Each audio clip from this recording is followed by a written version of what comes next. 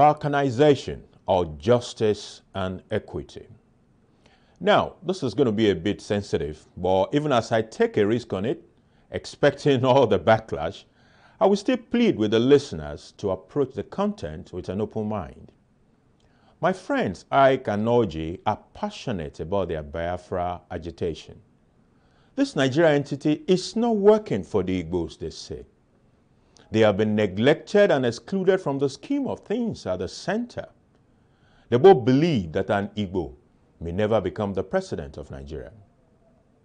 This politics of exclusion and bad governance at the center is drawing back Ala Igbo, killing their entrepreneurial spirit and setting back the development of these Jews of Nigeria. They are convinced that only solution is to cut Biafra out of Nigeria so they can run their own show free of the Abuja's burden. The feeling is not different with Muiwa, Bola, and Egbonremi. They are vehement that the injustice to the Yoruba people have reached a height that nothing else will solve the problem but the creation of an Oduduwa Republic, an exit of the Yoruba nation from Nigeria. I think sometimes last month there was even a pronouncement by some Yoruba leaders that they have now excised the Yoruba nation from Nigeria. So I had this engagement with Ike and Orji last week, and I will sum up my curiosity into 3 questions. 1, is Biafra a geography? By that I mean a location covering certain defined boundaries?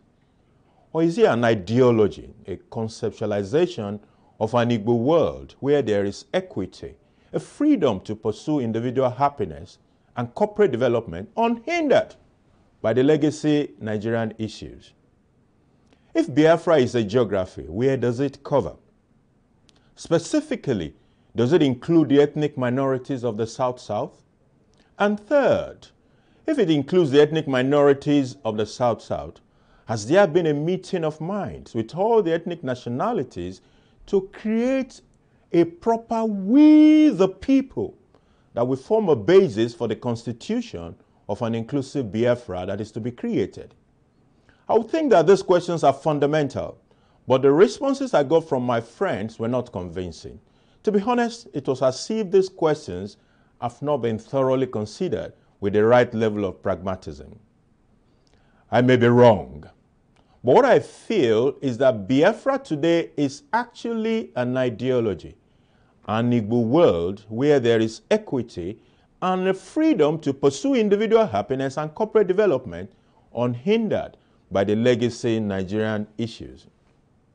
They don't feel that Abuja is listening, and that is what is fueling a secessionist agenda. Along the same vein, and not surprisingly, I heard the Afenifere leader at the burial of the late Odumakin saying, "We're not secessionists." He wanted criminal headers to leave Yoruba land, among other issues of equity and dignity. Again, the frustration seems to have stemmed from shout from the region for which nobody in Abuja seems to be paying attention. My advocacy. At the heart of, let us cut this nation into bits and pieces, are the issues of equity, injustice, and politics of exclusion. Can we fix it? Yes, we can fix it only if the elites will come together where these issues and have a consensus not to destroy this nation. There's also another option in which they continue to bury their heads in the sand, thinking that the wealth they have amassed will guarantee them good lives in other people's country.